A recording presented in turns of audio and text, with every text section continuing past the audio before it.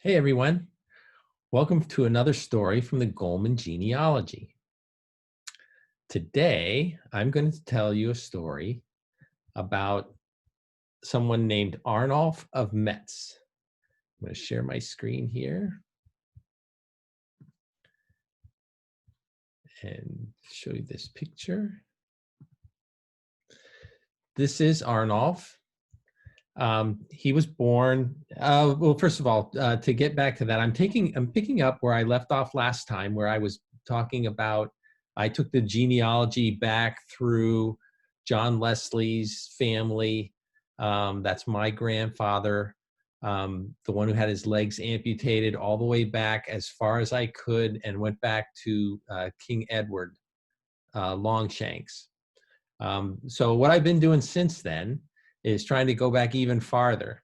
And on the way back, I came across this guy. And since it was August the 16th, I thought it would be interesting for you to know, because there's a holiday named for this person. And we just celebrated it this weekend. Arnulf of Metz. He born in 582. He was a bishop, and his family owned some really rich farmland in France between two rivers up in the Seine Valley. Kind of, actually, it wasn't in France. It was in what is now known as Belgium, but it was in Austrasia. The land there was called, looks like this. Here's a picture of Austrasia up here. It's Belgium, Luxembourg, Germany in here, and here's Metz right here. This is where he is from. And Arnulf was a very bright young man, and he was educated in the palace with the king. The king's name was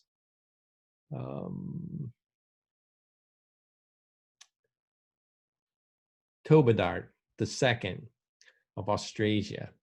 And he served with the king. He distinguished himself both as a military commander and in the civil administration. So he was at one time in charge of 6 different districts within Austrasia. And he was married, had 3 children, and who, when one of them was used to form an alliance with a man called Pepin II, and then who later became the grandfather of Charles Martel, and then the great-grandfather of Charlemagne. So Charlemagne, when he became ruler of all of these areas that you see in the light-colored green, and was the emperor of Rome at one time. And around 611,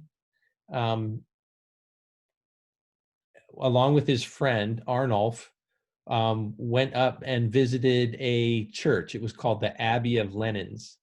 And he had always been kind of interested in church life and a monastic life.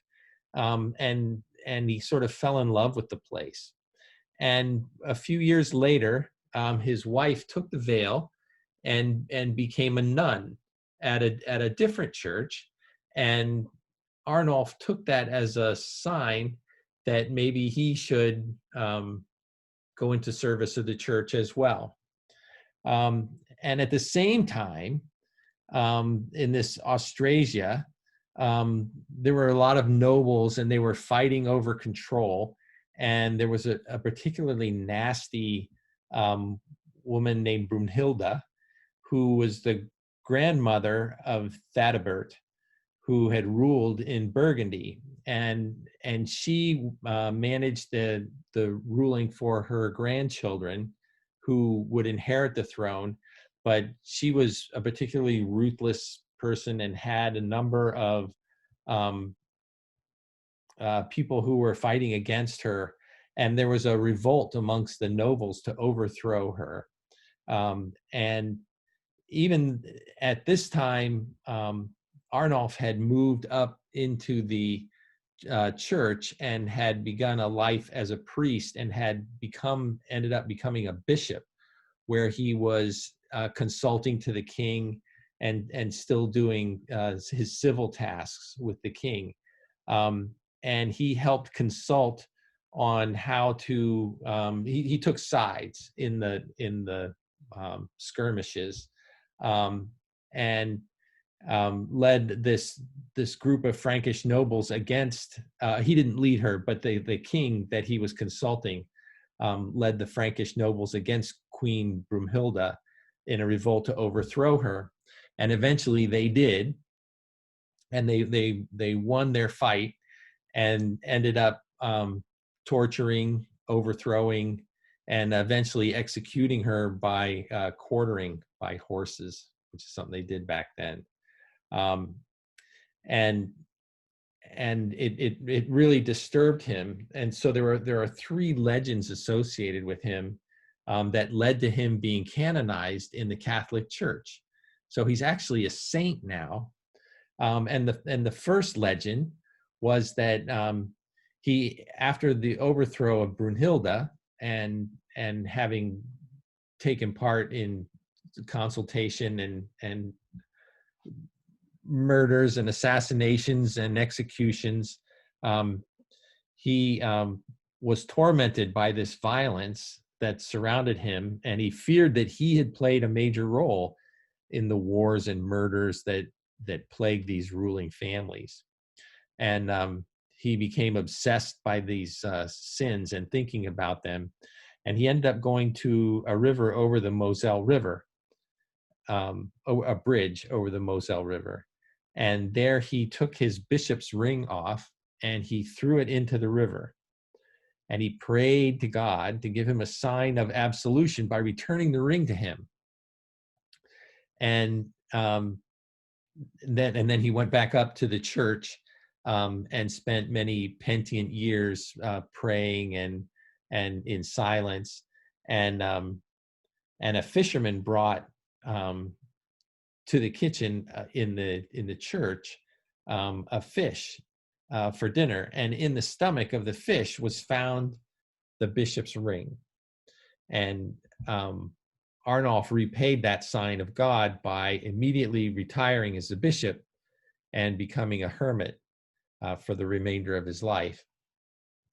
And then the second thing that happened was, at the moment that Arnulf resigned as bishop, a fire broke out in the cellars of the royal palace, and it threatened to spread throughout the entire city of Metz.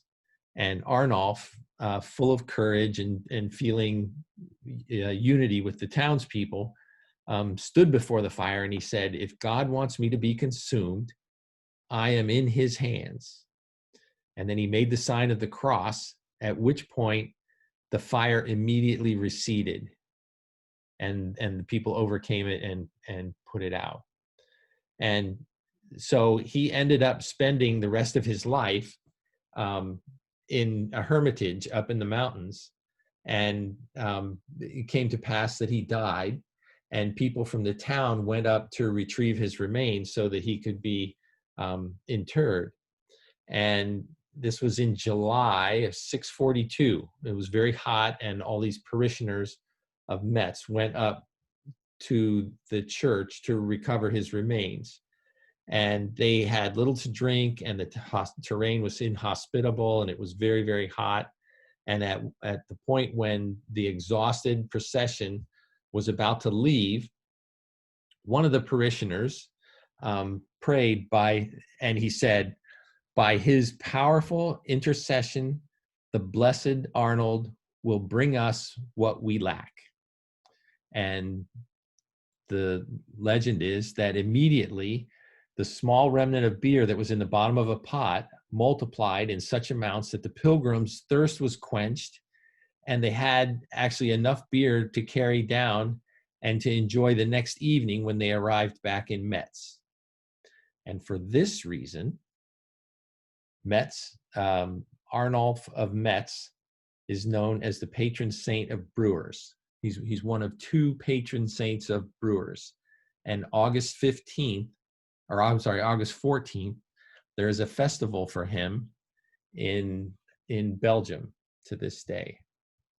and that's your relative. Thanks. Have a nice night.